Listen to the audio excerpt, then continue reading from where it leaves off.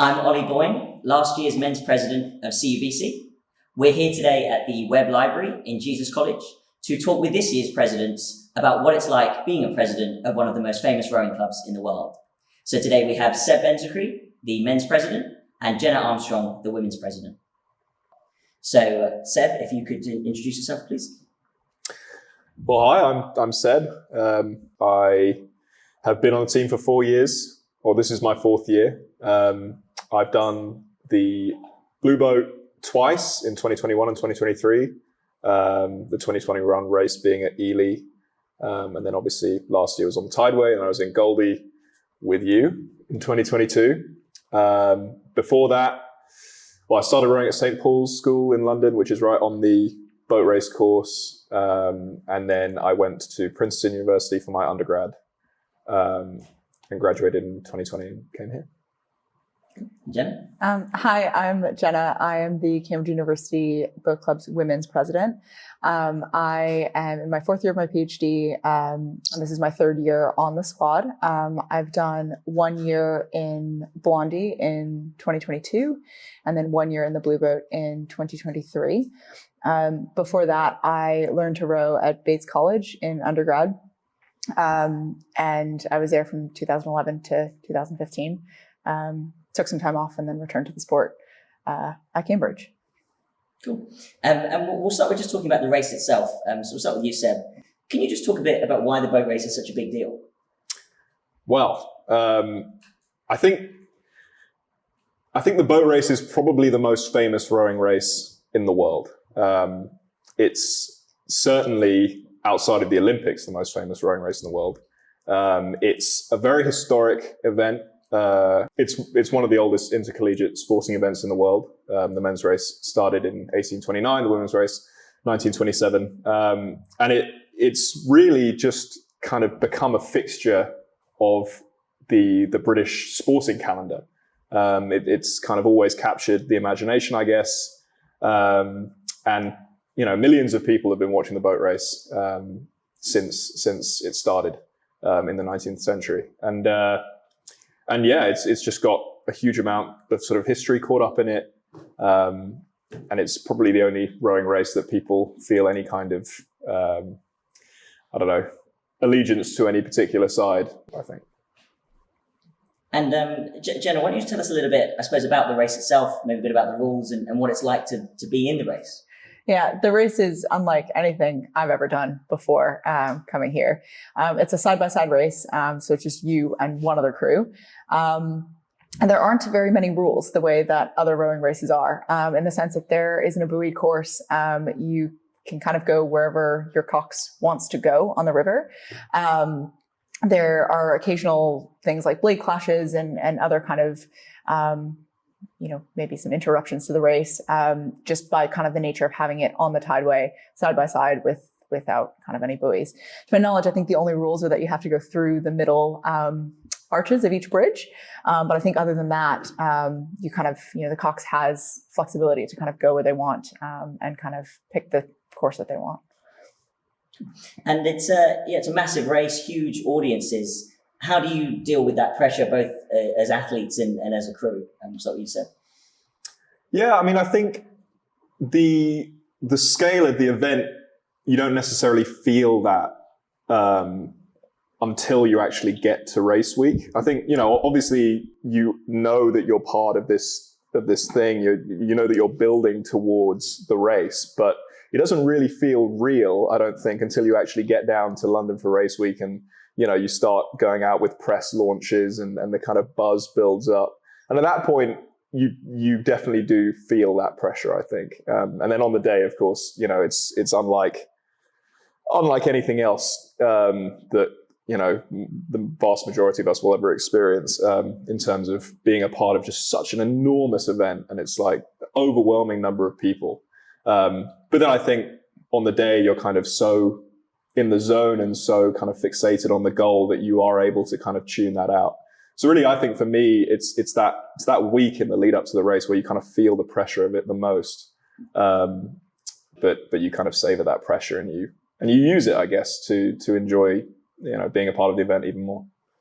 Yeah, I think for me, and I think most of the women's side, we try and keep everything really kind of focused on the process throughout the course of the season. So rather than thinking about, the media and the outcome of the race and all of those other things, we kind of try and focus, day by day, stroke by stroke, and just kind of practice kind of blocking all of that out. So over the course of the season, we'll do a lot of, kind of mindset work and sports psychology and visualizations and stuff like that to kind of almost alleviate a lot of that pressure as much as we can, so that we can kind of focus in on what we're doing. And similar to what Seb said, actually on the day of the race, I think we're so locked in on each other that you kind of almost forget that the rest of the world kind of exists over the course of that 18 to 20 minute race. Great. And you've both experienced winning the boat race. How does that feel with your first Jenna? Wow, that was incredible. It was kind of, I think for me, like just a flood of emotions. It was just, I think, pure joy, kind of mixed with a little bit of, wow. Yeah, it still kind of gives me goosebumps. I think crossing the line, knowing that we had worked together for, 7 months together to get to that point, but most of the girls on the squad had been working for years to get to that point.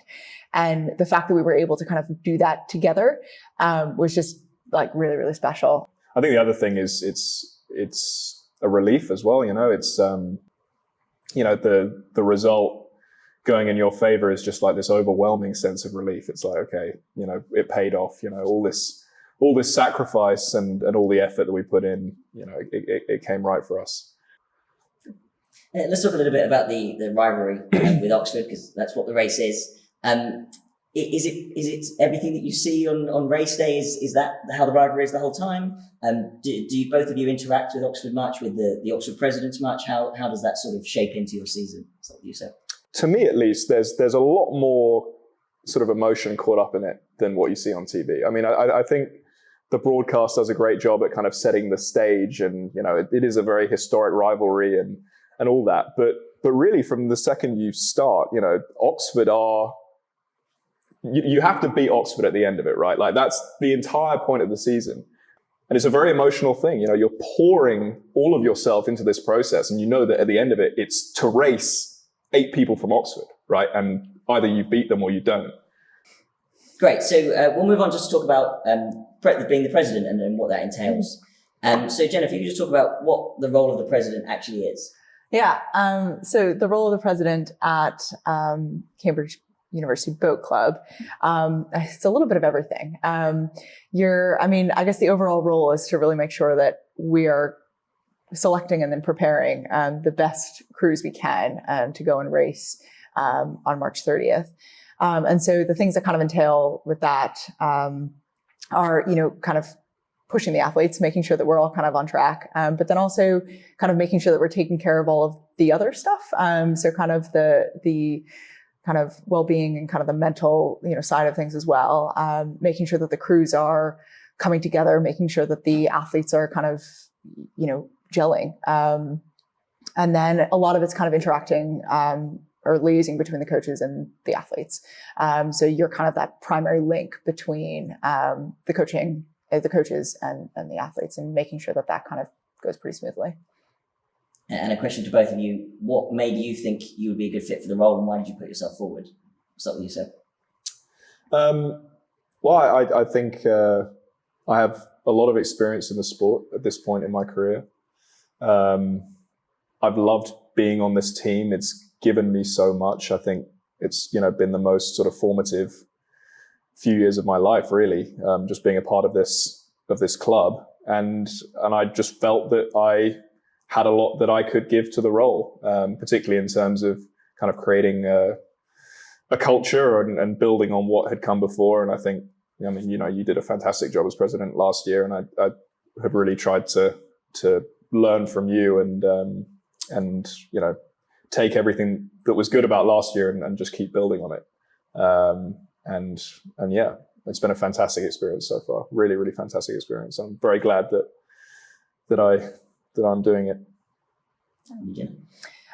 So for me, I guess when I was kind of reflecting on, why I wanted to run, I think like my favorite part of rowing isn't like necessarily the stroke or the hard ergs or the, all of that. It's taking a group of people, a group of women, and bringing them together in a way that we get the most out of one another. And so all the teams I've been on so far, may not have been the biggest, the fastest, the strongest on the erg, but we've always been so good because of our ability to, gel together as a crew. And so when I looked at kind of the presidency role, I was like, well, that's kind of the role in a nutshell, right? If I can take what I can do with a crew, and really kind of expand that to our entire squad, we'll be, in pretty good shape. So I think for me, it was, I ran for the role because that was my favorite bit of the sport. And I could do that, kind of across a larger group.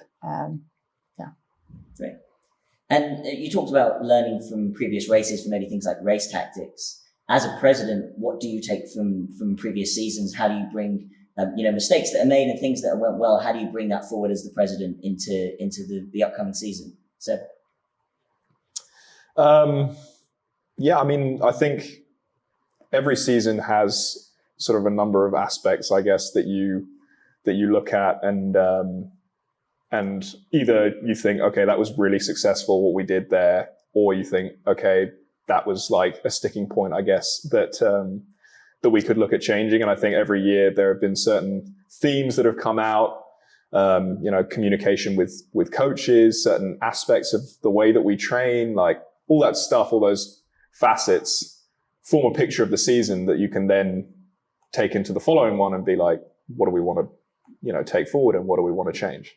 And so I think, it's not really just the president as well. And I think this year I've definitely relied on some of the other returners that have come through with me, to really sort of critically think about what has been good, why we've seen success over the past few years, and how we can, continue to evolve and improve. And I think just in terms of the way that we've approached this season, it has been a real kind of evolution of everything that I've seen over the past 4 years, as part of this club. And Jenna, apparently there's quite a lot more athletes in the squad who first learned to row at Cambridge than there have been in past years. Why do you think that is? And do you think that has an impact on the squad as a whole? Yeah, so the women's squad this year is almost entirely full of people who learned to row at college and then kind of went up through the dev squad. And then, a lot of those athletes then went on to race in Blondie and are now kind of fighting for spots in the blue boat. So it's a really kind of unique mix of athletes this year in that, we just have a lot of athletes who've gone through that program. And I think it's a real kind of testament to the college programs who are then kind of developing athletes, and then our development squad program. So that's really kind of ramped up over the last couple of years. And the point of that development squad program is to help our athletes get from kind of the college level, and then transition kind of nice and smoothly into the CUBC program. And so that's been run by, it was run by Autumn. It's now being run by Matilda, who's our assistant coach. And the two of them have just done such a phenomenal job. And so I think because they've prepared these athletes so well, you're seeing them be successful at CUBC, going on to, be selected for Blondie and the Blue Boat. Would you guys have any particular words of wisdom for people that are looking to trial? Gosh, join the dev squad. So contact the coaches, sign up for Dev Squad, learn as much as you possibly can during those couple of weeks that you have with us, ask questions, and reach out to some of the current trialists. We're really nice, and we love to kind of sit down, have a chat, and kind of explain kind of what it's like. And then from that point forward, focus on your training, try and get as fit as possible, try and get as technically sound as you possibly can, and come in with kind of a little bit of confidence, knowing that, you are well prepared and you are kind of ready. If you're going to step foot through those doors, like you're ready. And, we welcome you. We're excited to kind of have you. Absolutely. And I think, there's a kind of conception, I guess, that the university squad is full of people who rowed at school or people who have come from different universities who rowed there. But really, with the women's team, obviously this year, and with the men's team as well, there's a huge contingent of people who came up through the college. And every year they form a big part of the team. Many college rowers go on to row in the blue boats, in the reserve boats, and yeah, it's there for anyone really. So absolutely don't feel like just like, you know, a lack of schoolboy rowing experience is gonna hamper you, because it's very much a team that develops people. It's not just a kind of elite unit, I guess. Let's talk a little bit about the race coming up pretty soon. So just talk a little bit, both of you, about how the squads are shaping up so far. We'll start with you, Seb. Yeah, so we have a very strong squad this year, bigger than usual. So in a usual year, we'd have the blue boat, the goldie boat, and then the lightweights. Whereas this year we have 4 eights. So we have a kind of third eight of a mixed lightweight and heavyweight third eight. And I think we're in a very good place. We've been using certain metrics much more this year. So we use a telemetry system, which allows us to basically see everyone's power output on the water, among other things, at all times. And we've been using that in a very kind of pointed way to drive on the selection. And because of that, I think what people have been able to achieve individually out on the water is really pretty impressive. Like, we've seen massive jumps in performance, particularly when we compare certain guys to what they were able to do last year or the year before. Jenna? Yeah, so kind of like I said before, most of kind of our blue boat is full of athletes who have kind of gone through the program and have had at least 1 year in Blondie, if not more. We have a couple of returners. And so in a way, I feel like we've almost been building this crew over the last couple of years, because with the exception of about 2 athletes in the blue boat, we're all returners, and we've all kind of rowed together in different capacities, whether it was in Blondie or in the blue boat. And so it's a really kind of, I feel like it's a really special group, because we've been building this together for so long. So it's a group that actually has gelled together quite nicely. I think because we know what kind of motivates one another, and we know how to get the most out of one another. And so it's actually kind of fine tuning all of those little bits this year. The power output and the strength in this group of women is actually insane. And so what we've really been working on is trying to get kind of that power output and then kind of get the finesse behind it. And that's been coming on really, really nicely. The boats have been running really well. We've been posting really impressive times. And so I'm quite excited to kind of see the rest of the fixture season and kind of, see how we handle kind of some of our upcoming races. Right.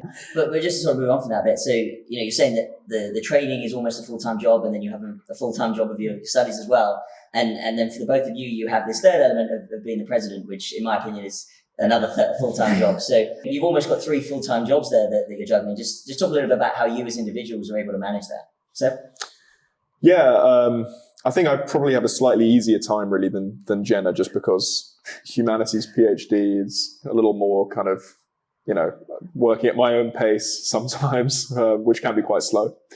But it's definitely, a pretty full load, doing just the presidency and the rowing itself is a huge amount of effort really. And increasingly it's mental effort. It's, as we get closer to the race, I think I'm feeling that much more keenly this year. It feels like the role brings kind of added pressure in a way that I wasn't really feeling earlier in the year, where it was just kind of, building the team up and doing some, doing the responsibilities, I guess, that come with the role. Now it really feels like, okay, this is happening. I'm leading this thing, and we've got to win this race in a month and a bit. And that's, it's pretty exhausting, I think. I don't know how you feel, but I gets to the end of the week and I'm like, need the Monday rest day to kind of reset a bit. But I think, the great thing about rowing is it forces you to learn time management skills, I guess, for one, but also just to be diligent and and to structure your days. And I think those lessons that I, was first learning back when I was at school, when I, really first started taking rowing seriously, they're really helping me now. But yeah, I mean, it's hard. It's been very rewarding, but pretty difficult. Yeah, similar to what Seb said. I mean, it is a lot. I think for me, what I found is that I've got a strength in this group of women in that we have so many returners. So what I've kind of done this year is tried to offload as much of the tasks that I can to other people. Obviously there's a kind of a core group of things that I kind of need to take care of, but then the rest, like those athletes can kind of step up into those roles and really kind of take them on, and quite frankly, do a much better job than, I could with some of the organizational stuff. And so I think, for me, that's really helped me kind of manage it. And like I said, I mean, the athletes have been amazing in terms of when I need something done and I certainly don't have capacity to do it, somebody will step up and kind of take care of that. And so I've been really, really impressed by that kind of aspect of this group. And that's helped quite a bit. Yeah. Well, while you're both trying to juggle the time commitments of all these three things, there's also the idea that, juggling being the president and the athlete, you have two slightly different roles there, where the president needs to get the club to do as well as possible in the squad, and whereas the athlete needs to go in, day out, and maximize what they can do as an individual. Do you both find that is sometimes at odds with each other? Maybe sometimes it's difficult to balance those, or do those things work together? Jenna? I think they go hand in hand. So I think the better person I am, the better rower I am, when I'm kind of taking care of myself to be the best rower as I possibly can be, I then become the best kind of version of myself and the best leader that I can be, and kind of vice versa.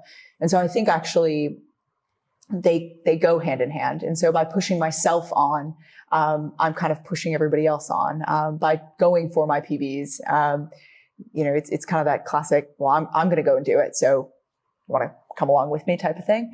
And then vice versa, right? When I'm having days where, like, as a rower, I'm kind of like, oh gosh, this is tough. I can kind of lean on the presidency role and be like, well,